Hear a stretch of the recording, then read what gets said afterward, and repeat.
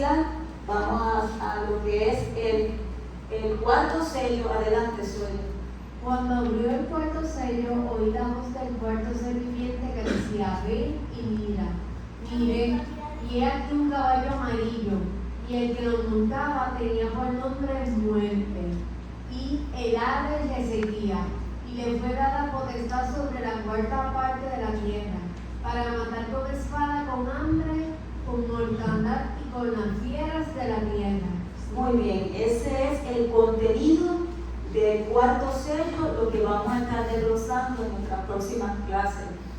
Yo quiero decirles que el cuarto sello corresponde a la iglesia de Tiatira.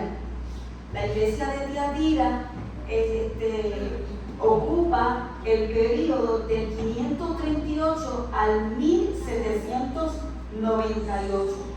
Y para cualquier adventista del séptimo día, ese periodo le tiene que abrir los ojos, porque ese periodo juega un papel muy importante en la profecía. Y en la clase de hoy, o en el sermón de hoy, el pastor Cabán hizo alusión a Daniel 7:25, donde ahí nos habla, ¿verdad?, de este poder que precisamente en la profecía estaría ocupando ese periodo. Estamos hablando de la supremacía papal. ¿Y qué es eso, Blanquita?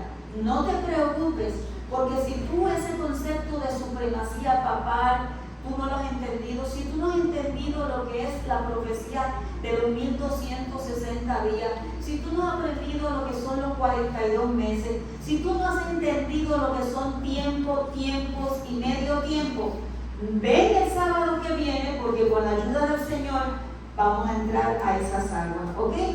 Y yo lo estoy haciendo de la manera más sencilla. Yo pienso que yo estoy ahí, que yo no sé nada, ¿verdad? Y así lo quiero enseñar, de manera tal que todos lo podamos comprender. Así que es importante que recordemos que lo que ocurre en el cuarto sello es lo mismo que ocurre en el periodo que corresponde a la iglesia de Tiatira, 538 a 1798. Ahora, ¿cuál es el mensaje a la iglesia de Tiatira? Qué hermoso, muy bien. Sigue allí y sigue montando más. Ok, tesoro. Sueli, leemos ahí rapidito. El mensaje a la iglesia de Tiatira. Yo solamente voy a leer y voy a enfatizar algo en los ambos slides que traigo con el mensaje a la iglesia de Tiatira. Porque ya nosotros estudiamos las iglesias una por una, ¿verdad? En detenimiento. Pero adelante, Sueli. Escribe al ángel de la iglesia en Tiatira, el Hijo de Dios, el que tiene ojos como llama de fuego y pies semejantes al bronce bruñido, dice esto: yo conozco tus obras, amor, fe y servicio, y tu paciencia, y que tus obras postreras son más que las primeras. Pero tengo unas pocas cosas contra ti, que toleras que esa mujer Jezabel, que se dice profetiza, enseña y seduzca a mis siervos a fornicar y a comer cosas sacrificadas a los ídolos. Le he dado tiempo para que se arrepienta, pero no quiere arrepentirse de su fornicación. He aquí, yo la arrojo en cama y en gran tribulación a los que con ella adulteran, si no se arrepiente de las obras de ella, y a sus hijos heriré de muerte. Y todas las iglesias sabrán que yo soy el que escudriña la mente y el corazón, y os daré a cada uno vuestras obras. Muy bien. Esa es la primera parte del mensaje a la iglesia de Tiatira. De hecho, si usted mira los mensajes a las 7 iglesias, se va a dar cuenta que el mensaje más largo que se da es precisamente a la iglesia de Tiatira. Entonces ahí se está hablando de unos elementos, ¿verdad?, en la profecía que hablan de Jezabel, que le ha enseñado a fornicar, etcétera, etcétera. Eso lo vamos a entender con más detalle para la próxima clase. Pero lo que quiero enfatizar para tu vida y para mi vida ahí en esta ocasión es que el cielo le dice y le he dado tiempo para qué cosa, para que se arrepienta. Y gloria a Dios, porque no solamente a la iglesia de Tiatira, sino a ti y a mí, el cielo nos está dando tiempo para qué cosa, para que nos arrepintamos. Pero ella, ¿qué cosa dice? No quiere arrepentirse. Que ese no sea tu caso, que nosotros podamos autoevaluarnos y saber identificar lo que esté mal en nuestra vida y reconocer que todavía hay gracia, que en el santuario celestial Cristo Jesús está intercediendo por nosotros y Él está esperando tu clamor y el mío para que cuando digamos, Padre, perdónanos, Él va a decir, Padre, mira mis manos, por mi sacrificio yo te pido que tú les concedas perdón. Se están arrepintiendo y están aceptando mis méritos. Ahora el mensaje de la Odisea continúa diciendo: pero a vosotros y a los demás que están en Tiatira, y a cuantos no tienen esa doctrina y no han conocido lo que ellos llaman las profundidades de Satanás. O sea, discúlpame, soy a los fieles. A los fieles dentro de la iglesia de Tiatira, ¿qué le dice? ¿No? No os impondré otra carga, pero lo que tenéis, retenlo hasta que yo venga. Al que venciere y guardare mis obras hasta el fin, yo le daré autoridad sobre las naciones y las regirá con vara de hierro y serán quebradas como vaso de alfarero, como yo también la he recibido de mi Padre. Y le daré la estrella de la mañana. El que tiene oído, oiga lo que el Espíritu dice a las iglesias. Y yo digo, bendito sea el nombre del Señor, porque mira la promesa que el cielo le da a la iglesia de Tiatira. Dice: al que venciere y guardare mis obras, ¿hasta cuándo? Hasta el fin. Otro versículo en la palabra dice: el que perseverare, ¿hasta cuándo? Hasta el fin, ese será salvo. No es que tú ganaste una victoria hoy y tú dices, ya no estoy listo o ya no estoy lista. No, esto es una perseverancia en mantenerse aferrado de Papá Dios para nosotros poder atender y resolver las situaciones que se presentan de la manera correcta, para nosotros poder vencer toda trampa, ¿verdad? Y toda prueba que el enemigo esté tirando. Pero lo que llama más mi atención es que dice: al que venciere y guardare mis obras hasta el fin, le daré autoridad sobre las naciones. Y quizás tú no entiendes muy bien el por qué esa promesa. Le daré autoridad sobre las naciones. Pero nosotros vamos a estudiar un poquito el sábado que viene, y si no el sábado, el próximo, que las naciones se levantaron contra el pueblo de Dios. ¿Viste? Durante este periodo del cuarto sello, las naciones, apoyando al sistema que entró en poder, las naciones se aliaron y perseguían al pueblo de Dios. Por eso Dios dice: al que perseverare, al que guardare mis obras hasta el fin, le daré autoridad sobre las naciones. En otras palabras le está diciendo: te voy a dar autoridad sobre lo que, ¿qué cosa? Te persigue. ¿Acaso eso no es glorioso? Al que venciere y guardare mis obras hasta el fin, le daré autoridad sobre aquellos que le están persiguiendo. Gloria a Dios por eso. Y después dice: como yo también la he recibido de mi Padre. ¿Qué recibió del Padre? La autoridad. ¿Te acuerdas? ¿No? Que le daré autoridad le daré autoridad sobre las naciones, como también yo la he recibido de mi Padre. La autoridad sobre las naciones. Vamos a orar. Amado Dios y eterno Padre, mi alma te alaba en esta hora. Y te damos gracias porque sabemos que tú estás aquí con nosotros. Señor, queremos pedirte que tú mantengas nuestra mirada fija en ti, que tú mantengas el enfoque correcto. Padre, que a través de tu Santo Espíritu tú eches todo fuera, todo lo que dañe, todo lo que estorbe, todo lo que confunda. Oh Padre, mi alma te alaba y te agradece. En el nombre de Jesús, amén. Vamos a pasar a la próxima. Entonces vamos por aquí al caballo. En el primer sello el caballo era blanco, en el segundo sello el caballo era bermejo, en el tercer sello el caballo era negro, y ahora aquí tenemos un caballo de ¿qué color? Amarillo. Yo traje aquí el versículo 8 de Apocalipsis 6 de la Biblia interlineal del griego al español, y ahí tiene la palabrita que se utiliza para el color del caballo, que es cloros. De ahí viene la palabra cloros que nosotros tenemos, y es un amarillo verdoso es un amarillo pálido, es un amarillo como las manos de esta imagen. De ese color era el caballo. Entonces, ¿qué representa el color amarillo pálido? Eso no me lo inventé yo lo puse en Google. Y le dije, ¿qué representa el color amarillo pálido? Y me dijo, ¿qué representa? ¿Qué cosa soy? Enfermedad. Enfermedad. Moribundo. ¿Y qué más? Deterioro. Todo eso representa el color amarillo pálido.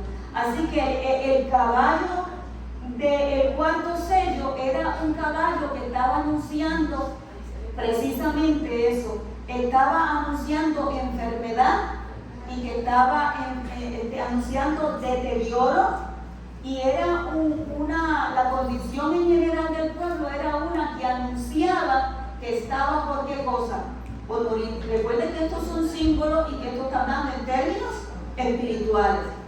Ahora bien, hablemos del jinete del caballo amarillo pálido. ¿Qué representa el jinete del caballo amarillo pálido? Pues mira, el jinete del caballo amarillo pálido representa la experiencia de la iglesia durante el periodo del 538 al 1798. Y tú vas a quedar impactado, ¿verdad? Al repasar, porque yo sé que la mayoría conoce la experiencia de la iglesia durante este periodo. El que lo montaba tenía por qué cosa, por nombre, muerte. Por eso es que el caballo es amarillo, porque está anunciando que ¿qué cosa? Que está por morir, que está por morir. Así que el nombre, ¿verdad?, del jinete es ¿qué cosa? Muerte. Y entonces, mira, cuando una persona muere, ¿qué es lo que le espera? ¿El qué? ¿A dónde colocamos a los que mueren? Al sepulcro. Por eso es que dice, el que lo montaba, el que lo montaba tenía por nombre muerte, y el Hades le seguía. Ahora, el Hades aquí se refiere al sepulcro. Vamos aquí, ahí tú tienes todos esos textos. Nada más voy a leer la referencia bíblica para que si le quieres sacar una foto, ¿verdad?, para tenerlo, etcétera. Pero no lo voy a estar leyendo todo porque son muchos. Apocalipsis 1:18 habla de la muerte y del Hades. Apocalipsis 6:8, la muerte y el Hades. Apocalipsis 20:13 al 14, la muerte y el Hades. El Salmo, en los Salmos hay un montón que te hablan así mismo de la muerte y el Hades, el Seol. Oseas 13:14, sí lo voy a leer. Sueli, adelante. Los libraré del poder del Seol, los redimiré de la muerte. ¿Dónde están, oh muerte, tus plagas? ¿Dónde está, oh Seol, tu destrucción? La compasión será escondida de mi vista. Ok, y ese texto, ¿dónde está, oh muerte, tus plagas? ¿Y dónde está, oh Seol, tu destrucción? Nos hacen recordar a otro texto interesante que estamos por compartir. Apocalipsis 1:17 al 18 dice, no temas, yo soy el primero y el último, el que vivo y estuvo muerto. Yo quiero decirte que cuando se habla del tema de la muerte, pues muchas personas se ponen nerviosas, y ya yo dije en una clase anterior que hay que hablar de la muerte. Y yo creo que cuando terminemos, ¿verdad?, esta primera 2 clases de Apocalipsis, en medio del cuarto sello, en medio de ello vamos a hacer un paréntesis para hablar de la muerte, porque tenemos que hablar de la muerte, porque la actitud que hay que tener el cristiano, la actitud que debe tener a la muerte no es una de trauma y desesperación. Bueno, no es que tampoco va a estar aplaudiendo, ¿verdad?, porque amamos a nuestros seres queridos, no queremos que ninguno vaya al descanso, pero no debe ser un trauma. Debemos llorar, dijo Pablo, pero no como los que no tienen esperanza. Santo el nombre de Jehová. Así que estaba una iglesia o un periodo que iba a tener ¿qué cosa? El jinete del caballo. Las experiencias de esa iglesia iban a ser acerca de la muerte, y el sepulcro le seguía. Pero es interesante cómo desde el capítulo 1 ya Jesús se había presentado como el que ganó la victoria sobre la muerte. Y bendito sea el nombre de Dios por eso.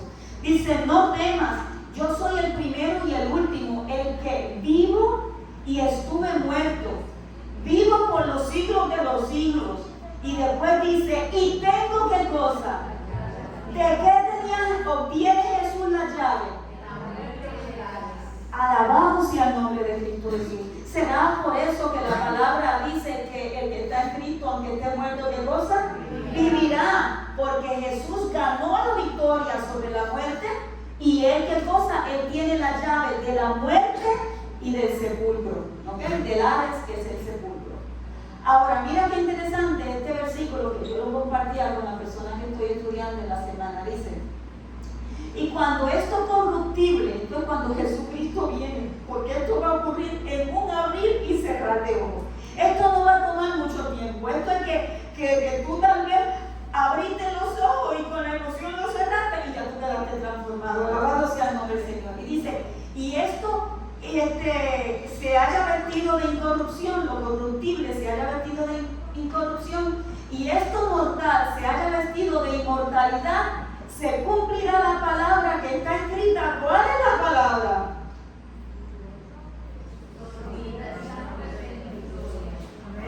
Dígame eso con más energía. En victoria, en la victoria de Cristo Jesús. Así que si usted tiene que bajar al descanso, si un pariente de usted tiene que bajar al descanso y usted o su pariente han aceptado a Cristo Jesús, lo que a usted le espera es que cuando usted vuelva a abrir los ojos, lo que va a ver es el rostro del amado. Santo el nombre de Jehová. Seguimos por aquí, Apocalipsis 12:11, que dice: y ellos le han vencido por medio de la sangre del Cordero y de la palabra del testimonio de ellos, y menospreciaron sus vidas hasta la muerte. Entonces, ¿por qué yo puse ese versículo que lo vimos la semana pasada cuando hablamos del vino que representaba la sangre de Cristo Jesús? Porque la experiencia del pueblo que Dios está levantando en estos momentos tiene que ser esa, que valorice sus vidas hasta qué cosa, hasta la muerte. O sea, si tengo que morir por Cristo, pues muero por Cristo, pero ni la muerte ni la vida me separarán del amor de Cristo Jesús. Pero para que eso ocurra, tú tienes que tener tiempo de calidad todos los días para conocerle a Él.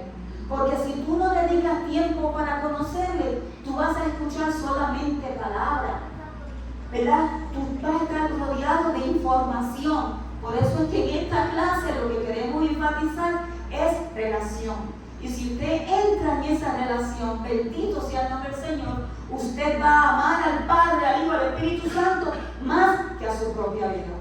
¿Sabe lo que pasa? Porque el que pierda su vida por amor a mí, ¿qué cosa dice la palabra? La ganará, santo el nombre de Jehová. ¿Verdad que la palabra es linda? Entonces mira, Filipenses 1:21, ¿qué dice Zoeli? Porque para mí el vivir es Cristo y el morir es ganancia. Santo el nombre de Jehová. Si yo pregunto ahora mismo, ¿cuántos se quieren morir? Alcen la mano los que se quieren morir. Pues obvio que ninguno se quiere morir, yo tampoco me quiero morir. ¿Viste? Pero cuando tú tienes a Cristo en el corazón y por alguna razón la muerte toca tu vida, pues entonces tú puedes decir, la muerte es ¿qué cosa? Es ganancia. Porque cuando tú vuelvas a abrir los ojos, el rostro primero que tú vas a ver va a ser el de Cristo Jesús. Vas a ver ese cielo en gloria. Porque como le decía en esta semana, a donde estaba dando el estudio, porque Cristo viene en la gloria del Padre, con la gloria de los santos ángeles y en su propia gloria. Entonces ese cielo va a quedar iluminado. Y él tocó la trompeta y los muertos en Cristo resucitaron primero. Entonces cuando tú mires para allá arriba, lo que tú vas a ver es toda esa gloria. Santo el nombre de Jehová. Así que hermano mío, hermana mía, dice, para mí el vivir es ¿qué cosa? En Cristo. Para los que están caminando ahora, día tras día, agarrados de la mano de Cristo Jesús, cuando la muerte toque a su vida, entonces va a decir ¿qué cosa? El morir es ganancia. Porque mi vida está segura en sus manos. Ahora, válame, eso es color porque no se ve bien. Sueli, léeme lo que dice ahí, pues yo no lo veo bien de verdad. Le fue dada potestad sobre la cuarta parte de la tierra para matar. Le fue dada potestad Sobre la cuarta parte de la tierra para matar. Ok, pues Pues vamos a ver aquí qué implica que se le dé potestad. Y esto lo vimos con el caballo Bermejo, si mal no recuerdo, que se le dio potestad para quitar la paz. ¿Se acuerdan? Y vimos el caso de Josué, ¿usted te acuerdas? Ella fue una buena estudiante. Ahora, vimos, que aunque nosotros nos movemos en medio de un conflicto entre el bien y el mal, todo lo que llega a nuestra vida ha sido autorizado ¿por quién? Por Dios.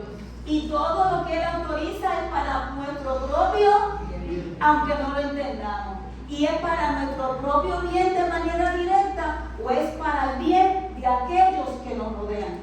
¿Estamos? Ahora, se le dio potestad sobre la cuarta parte. También implica ¿qué cosa?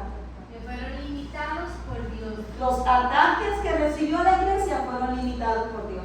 Fíjate que no dice de la tierra en su totalidad, sino que dice la cuarta parte. O sea, en medio de este conflicto que hay, yo te voy a permitir que tú toques, que tú afectes esta sección, pero tú no me vas a afectar en todo. Porque es que Dios siempre le pone límite a la obra del enemigo. Y eso debe ser para ti una inspiración, y eso debe ser para ti motivo de paz. Ahora bien, ¿con qué se iba a matar según el cuarto sello? ¿Se iba a matar con qué cosa, Sueli? Con espada, con hambre, con mortandad y con las fieras de la tierra. Y ya yo había compartido con ustedes en clases anteriores cómo en Ezequiel 14:21 dice que los 4 terribles juicios de Dios son precisamente espada, hambre, mortandad y las fieras. Y si nosotros nos vamos a la palabra de Dios, cuando en el Israel literal llegaba la espada, llegaba el hambre, llegaba la pestilencia, la mortandad y llegaban las fieras. Pero ahora nosotros estamos trabajando con el Israel espiritual. Y entonces yo solamente voy a hablar del símbolo de la espada. En la Biblia también habíamos discutido eso, que la espada representa la palabra de Dios, uno de los terribles juicios de Dios, según Ezequiel 14:21, y el poder de los gobernantes. Sin embargo, el poder de los gobernantes como espada es lo que vamos a estar viendo en nuestra próxima clase. ¿Está bien? Cómo los gobernantes utilizaron la espada contra el pueblo de Dios. ¿Estamos? Y en aquel momento yo te había compartido ese texto de Romanos 3:1-5, donde nos decía que las autoridades superiores, ¿verdad?, están puestas por Dios, los magistrados, y no en vano llevan la espada, y es servidor de Dios para castigar al que hace lo malo. Y en aquel momento habíamos dicho que la espada de los gobernantes debe ser utilizada solamente para penalizar violaciones del Código Civil, ¿cierto o falso? De nada más. Y establecimos que la espada de los gobernantes nunca debe ser utilizada en asuntos religiosos. ¿Ok? Por ejemplo, si usted se robó la gallina del vecino, pues eso es una violación del Código Civil, aunque también en la palabra de Dios dice no robarás. Pero si entonces usted quiere llegar aquí a la iglesia y digamos que se está tomando la Santa Cena, estoy dando un ejemplo raro, ¿verdad? Pero entonces usted llega aquí con una actitud no correcta, eso es un asunto que lo debe resolver los gobernantes o lo debe resolver la iglesia. La iglesia, o sea que en asuntos religiosos, pues los gobernantes no deben de entrar. Pero yo te digo algo, todo esto está cambiando de una manera acelerada. Yo no sé cuántos de ustedes están al día en todo lo que está pasando en Estados Unidos, pero esto está cambiando de manera acelerada. Y, ¿verdad?, en algún amanecer con Cristo tal vez le pueda dar detalles sobre eso. Ahora, el hambre no era un hambre literal lo que iba a pasar el pueblo de Dios, la iglesia de Tiatira específicamente, en este periodo del 538 a 1798, no era un hambre literal, sino que era hambre de la palabra de Dios, para matar con hambre. Para matar con hambre, en el tercer sello, lo habíamos estudiado ya, que el pan estaba en escasez. ¿Por qué? Porque se estaba estaba escaseando la palabra de Dios, pero todavía había palabra de Dios. Ahora, durante este periodo del cuarto sello, mira lo que ocurría. No había pan. ¿Por qué no había pan? La palabra de Dios fue prohibida. La palabra de Dios fue prohibida. Y vamos a ver cositas interesantes. Juan 6:63 dice, el Espíritu es el que da vida. Este texto a mí me gusta mucho también. La carne nada aprovecha y las palabras que yo os he hablado son ¿qué cosa? Son espíritu y son vida. Así que por eso era que había un color amarillo pálido, porque no estaba la palabra de Dios. La palabra de Dios había sido prohibida, no se le permitía al pueblo, y entonces el pueblo estaba muriendo ¿de qué cosa? De hambre, pero ¿de hambre de qué cosa? De la palabra de Dios. Las palabras que yo os he hablado son espíritu y son vida. Ahora, para matar con mortandad, ¿es eso, Sueli? La mortandad representa la condición espiritual que imperaba en el pueblo, por la escasez de la palabra de Dios y de la influencia de su Espíritu Santo a través de esta. ¿Por qué? Porque la palabra de Dios era en espíritu y era vida. Ahora bien, Dios se encarga siempre de levantar individuos que pongan en alto su palabra. Y a eso tú y yo podemos decir gloria a Dios. Entonces yo te voy a compartir ahora unos personajes que Dios utilizó en aquel tiempo. Pero mientras vamos viendo, ¿verdad? Vamos pasando, dando lectura a estos personajes, yo quiero que tú pienses que tú puedes ser uno de esos en la actualidad.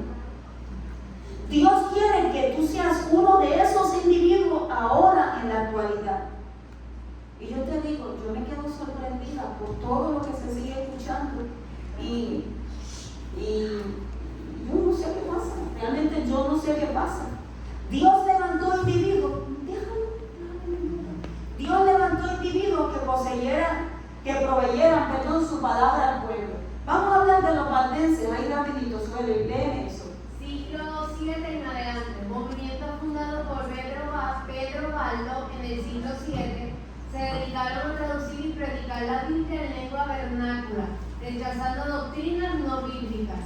Fueron perseguidos brutalmente por la Inquisición y muchos fueron asesinados. Entonces yo quiero que tú veas lo que está pasando aquí. Los gobernantes y el sistema que se está levantando, que lo vamos a ver en detalles, ¿verdad? Vamos a comenzar a verlo en detalle la semana que viene.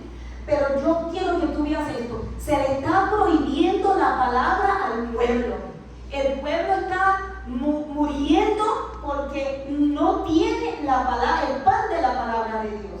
Y Dios se encarga de tener gente que puedan hacer ese trabajo. Entonces mira lo que ellos hicieron. Se dedicaron a traducir y predicar ¿qué cosa? La Biblia ¿en qué lengua? En la lengua vernácula. Y si alguien no entiende ese concepto, es en la lengua del pueblo. Porque al pueblo, mi gente, hay que predicarle la palabra de manera que el pueblo entienda. Yo no puedo venir aquí a predicar la palabra con la palabra de Dios con palabras sofisticadas. Para empezar, no soy yo no soy eso. ¿Entiendes? Yo no puedo venir aquí a utilizar distintos diagramas y a utilizar distintas parábolas o las historias de aquellos. Yo tengo que ir a la palabra de Dios con oración y pedirle al Padre que me muestre para yo poderle hablar al pueblo de manera tal que el pueblo entienda. Esa es tu responsabilidad y la mía en la actualidad. Eso hicieron los valdenses. Ellos tradujeron y predicaban la Biblia de manera tal que el pueblo la entendiera. Y Dios quiere levantar al pueblo que predique de manera tal que el pueblo entienda. Pero ¿qué le hicieron a ellos por estar dedicados a predicar la palabra? Fueron perseguidos brutalmente por la Inquisición y muchos de ellos, ¿verdad? Muchos fueron asesinados. De hecho, ellos tuvieron que irse para las montañas y allí, ¿verdad?, criar y educar a sus hijos. Entonces, el otro es John Wycliffe. ¿Soy? Teólogo inglés conocido como la estrella de la mañana de la Reforma. Tradujo la Biblia al inglés y criticó las doctrinas papales. Fíjate que esta gente, cuando recibe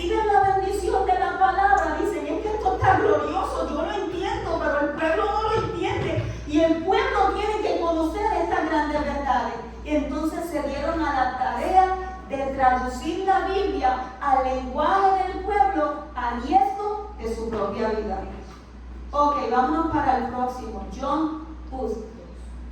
Sacerdote y reformador checo que denunció la corrupción en la iglesia. Fue excomulgado y quemado en la hoguera por predicar la palabra de Dios. Ok, entonces aquí tenemos que este individuo, John Hus, ¿verdad? También fue excomulgado y quemado en la hoguera por violar algún código civil, por faltar el respeto en la iglesia. ¿Qué era lo que él hacía? Predicaba, ¿qué cosa? La palabra de Dios. La palabra de Dios. Muy bien. Vámonos para el próximo. William Tyndale. Si lo estoy pronunciando bien. Traductor de la Biblia al inglés desde el texto original. Fue capturado, estrangulado y quemado en la hoguera por sus traducciones. Yo quiero que tú veas lo que está pasando aquí. Por eso era que el pueblo estaba muriendo de hambre, porque no se le estaba dando la palabra, y a los que querían darle la palabra en el idioma del pueblo eran capturados, eran maltratados y eran asesinados. ¿Tú puedes ver algo aquí? ¿Tú puedes percibir algo? Entonces tú ves que pongo siempre la palabra Biblia en grande, porque es que Dios quiere que la Biblia le llegue a su pueblo. Dios quiere que el pueblo reciba palabra de Jehová. No palabra de los hombres, sino palabra de Jehová. Y los verdaderos hijos de Dios no pueden estar hablando lo que ellos quieren. Tienen que hablar palabra de Jehová. Entonces tenemos ahí también a Martín Lutero. Sacerdote alemán y líder de la Reforma Protestante, tradujo la Biblia al alemán y defendió la salvación por fe. Fue excomulgado y perseguido, pero protegido por príncipes alemanes. Yo quiero decirte que ser excomulgado, por si tú no lo sabías, implicaba que las puertas del cielo estaban cerradas para ti. ¿Ok? Una persona que era excomulgada en esta fe cristiana, pues ellos entendían que ya no tenía las puertas del cielo abiertas para ellos. Así que toda esta ira que se manifestaba para con lo que estaban queriendo poner la palabra al alcance del pueblo, sabemos que esa ira era del diablo, no era de otro ser, que no ha querido nunca que la verdad de la palabra de Dios le llegue a su pueblo. Pero bendito sea Jehová, porque Dios siempre tiene instrumentos que nos traen su santa y divina palabra. Entonces pasamos a la próxima. Si es que pasa. Ahí tenemos a Juan Calvino, y yo quiero que ahí tiene la fecha, para que tú veas que esto ocurrió dentro de este marco de tiempo del 538 al 1798. Juan Calvino, soy teólogo francés que defendió la supremacía de la Biblia sobre la autoridad papal. Su doctrina influyó en muchas iglesias reformadoras a pesar de la persecución. Muy bien, ahí tú ves que también él estuvo enfocado en lo que Dios quiere que nosotros nos enfoquemos, que es en la palabra de Dios. Por aquí tenemos a los hugonotes. Protestantes franceses que predicaban la Biblia fueron masacrados en la noche de San Bartolomé, 1572. Y esa matanza de verdad, la masacre de San Bartolomé es muy triste, porque los cristianos confiaron en el rey. Y finalmente el rey se fue, ¿verdad?, a favor de la iglesia y los masacraron allí. Y todo esto por predicar la palabra de Dios. Yo quiero que tú entiendas que la palabra de Dios dice: no hay nada nuevo debajo del sol. Como fue, así mismo será. Y yo creo que no debemos decir eso ahora sí. No hay nada nuevo debajo del sol. Como fue, así está pasando. No en el pasado, sino en un presente. Vámonos por aquí. No me quiere pasar esto, ¿no? No pasa. Dios nos llama a qué cosa, Suelo. A estudiar su palabra, enseñar su palabra en el lenguaje del pueblo, predicar su palabra a tiempo y fuera de tiempo, amar su palabra y vivir su palabra. Gracias, porque leíste correctamente, aún cuando yo estaba ahí. La hace fue para otro lado. Dios nos está llamando a estudiar su palabra, a enseñar su palabra, a predicar su palabra en el lenguaje del pueblo, a predicarla a tiempo y fuera de tiempo, a amar y a vivir su palabra. Bendito sea el nombre del Señor. Ahora, para matar con las piedras, vamos a esta parte. ¿Qué representan las fieras? Las fieras representan a los reyes opresores del pueblo de Dios. Muy bien, eso lo podemos ver en Jeremías 50:17, dice, Rebaño descarriado es Israel, leones lo dispersaron, el rey de Asiria lo devoró primero. Nabucodonosor, rey de Babilonia, lo deshuesó después. Entonces, ¿qué representan las fieras? Es importante que tú y yo entendamos esto, porque decía que se le dio autoridad también a matar, ¿verdad?, la cuarta parte de la tierra con las fieras, ¿verdad? Con las fieras de la tierra. Así que las fieras, aquí estamos estableciendo con este texto bíblico que representan los reyes opresores del pueblo de Dios, ¿verdad? Las fieras representan lo que vienen a oprimir al pueblo de Dios, ¿verdad? Esos reyes vecinos de esas naciones vecinas, Asiria, Nabucodonosor, vienen a ser opresores, enemigos del pueblo de Dios. Esos reyes son representados en la palabra como fieras. Pero también las fieras en la Biblia representan a los falsos profetas y líderes corruptos. Vamos a ver eso en palabras de Blanquita, Ezequiel 22:25, ¿qué dice? Hay conjuración de sus profetas en medio de ella, como león rugiente que arrebata presa, devoran almas, tomaron hacienda y honra y multiplicaron sus viudas en medio de ella. Fíjate que ahí dice que los falsos profetas y los líderes corruptos son como un león rugiente que arrebata y devora. Eso es palabra de Jehová. Entonces, mira cómo me dice Mateo 7:15. Guardaos de los falsos profetas que vienen a vosotros como vestidos de oveja, pero por dentro son lobos rapaces. Y realmente tú, como pueblo de Dios, debes tener cuidado con eso. Tus ojos deben estar en Cristo Jesús. Tus ojos deben estar en su santa y divina palabra. Y yo quiero decirte que tú debes de orar para que el cielo te ayude a quebrantar todo lazo humano que se interponga entre tú y tu Salvador. Todo lazo humano, porque los amigos del alma, ¿verdad?, como dicen los políticos, a veces como que nos aguantan. Y dicho sea de paso, en la matutina Maranata, la sierva del Señor dice que va a llegar el momento cuando tú recibas el Espíritu Santo, ¿verdad? Y ya no van a importar los lazos familiares, las relaciones con tus amigos, y te vas a poner de parte de Dios del cielo completamente. ¡Qué cosa gloriosa! Debemos estar orando en esa dirección. Así que debemos guardarnos de los falsos profetas. ¿Qué representan la fiera también? A los líderes corruptos que son comparados como lobos depredadores. ¿Qué dice Ezequiel 22? No es 25, es 27. ¿Lo pueden confirmar? Sus príncipes en medio de ellas son como lobos que arrebatan presa derramando sangre para destruir las almas, para obtener ganancias injustas. Y esto es triste, y aquí yo tengo que hablarte al corazón. La palabra de Dios dice que los líderes corruptos son como lobos, ¿verdad? Y nos explica por qué son como lobos. Porque lo que quieren es destruir las almas y lo que quieren es obtener ganancias injustas. ¿Qué debe haber en el corazón, en la mente de cada cristiano respecto a las almas que perecen? ¿Qué debe haber? ¿Alguno me diga? Dígame alguien algo. Misericordia. Debe haber misericordia, debe haber ¿qué cosa? Amor. En nosotros lo que tiene que haber es un amor por todos, por los fieles y no los fieles, por los que nos aman y los que no nos aman, por los que creen en Dios y los que no creen. En nosotros tiene que haber un interés y un amor por esas almas, porque esas almas valen la sangre de Cristo Jesús. Por esas almas Él entregó su sangre.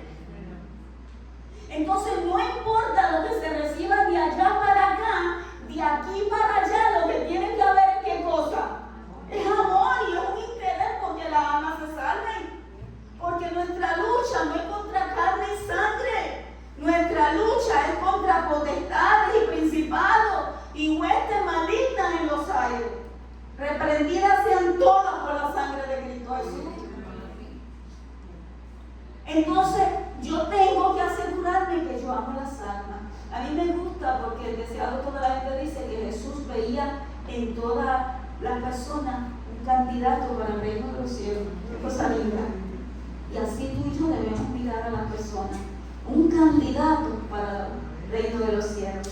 Y para obtener ganancias injustas, yo no sé, pero ganancia injusta tuvo Judas, ¿verdad? Cuando vendió a Cristo Jesús. ¿Lo vendió por cuántas monedas? Por 30. ¿Y por cuántas monedas vendieron a José los hermanos? Por 20. ¿Viste que hay unas ganancias injustas cuando traicionamos? ¿Me van siguiendo? Cuando traicionamos, nosotros estamos obteniendo ganancias injustas. Mi gente, hay tiempo de gracia todavía. Y si usted o yo hemos traicionado a alguien, bendito sea Jehová, tenemos tiempo de enmendar. Pero si usted ha sido traicionado, no pague con lo mismo. Encomienda a Jehová tu camino, confía en Él y Él hará. Ahora, ¿qué representa la fiera? Sigue diciendo ahí, líderes y jueces injustos del pueblo son como fieras que devoran a la gente sin piedad. Sofonías 3:3, ¿cómo dice? Sus príncipes en medio de ellas son leones rugientes, sus jueces lobos nocturnos que no dejan hueso para la mañana. Eso es horrible. O sea, que lo que quieren es acabar con lo que tienen de frente. Nosotros aquí hablamos de los pitbull, ¿verdad? Que esos perros dicen que cuando atrapan, ¿verdad? Exacto, ellos cierran, trancan esa mandíbula y ellos no sueltan hasta que ellos no despedazan. Qué triste. Fieras. Y las conductas dentro del pueblo de Dios que son así, pueden desaparecer por el poder de Cristo Jesús, por la intervención del Espíritu Santo. Pero yo te digo, pero tiene que levantarse un pueblo que desee que las fieras salgan. Es más, no salgan. Y voy a explicar ya mismo porque déjame ver si por aquí viene. Esa es la preguntita. Era esto. ¿Pueden las fieras entrar en el reino de Dios? Aquí tengo un no. América está diciendo que no. Aquí me dicen que no. Esto se está poniendo interesante. ¿Pueden las fieras entrar en el reino de Dios? ¡Oh, qué glorioso! Porque le he dado tiempo para que se arrepientan. Era el mensaje a Tiatira, pero ¿qué cosa? No quieren arrepentirse. Y ahí está el dolor del corazón de los verdaderos hijos de Dios. Porque Dios nos está dando tiempo para que nos arrepintamos, para que pongamos nuestra vida en la armonía con Él. Pero nosotros seguimos pensando que aquí no está pasando nada.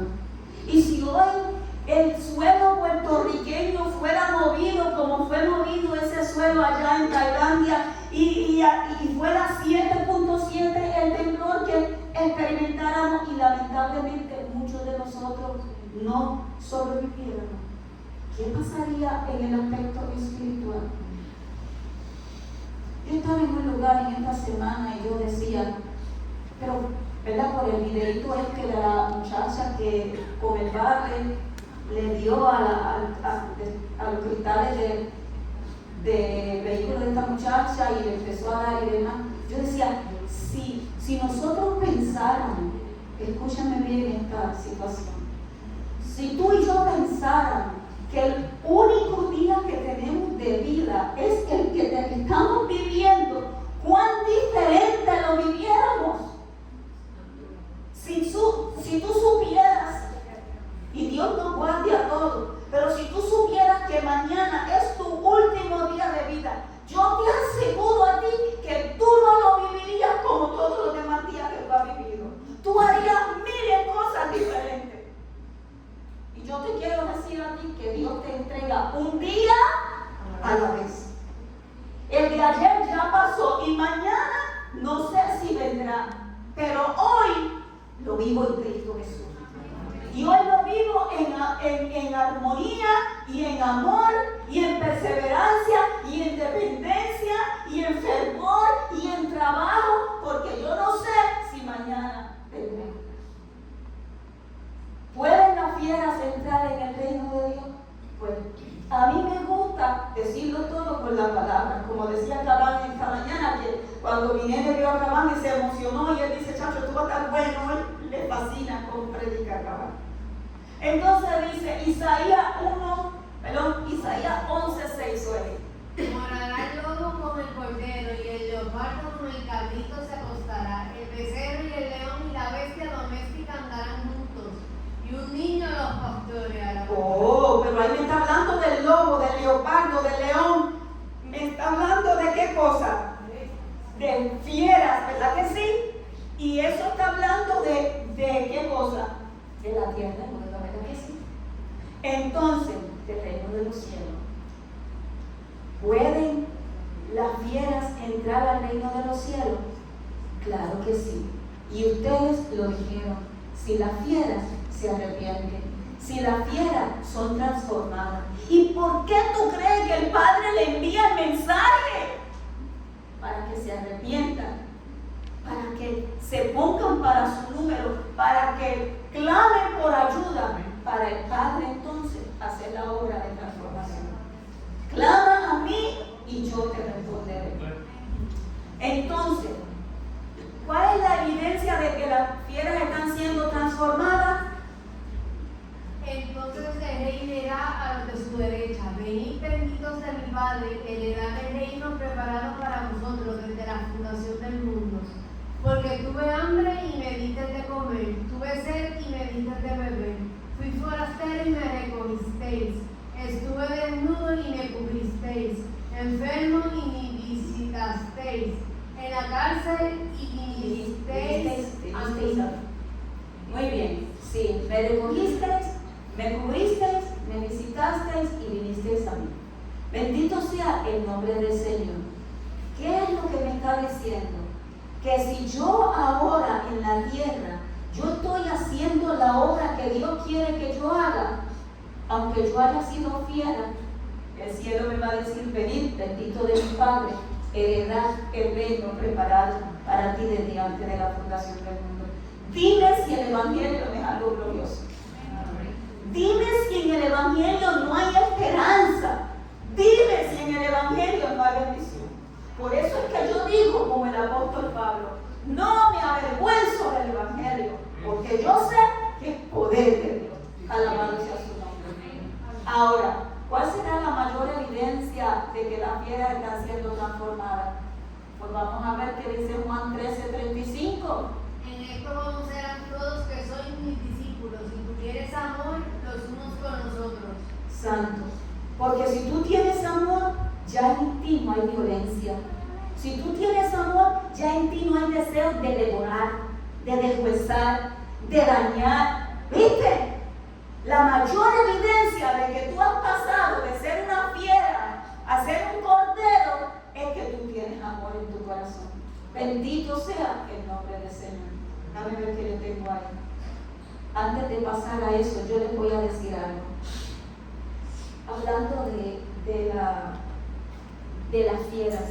Ustedes saben el rey Manasés. ¿Recuerdan al rey Manasés? ¿El rey Manasés se comportó como una fiera? ¿Sí o no? Dime algunas cositas que hizo Manasés para que podamos concluir que él se comportó como una fiera. ¿Qué cosa hizo? ¿Ustedes no recuerdan la historia de Manasés? Fue el abogado de terreno.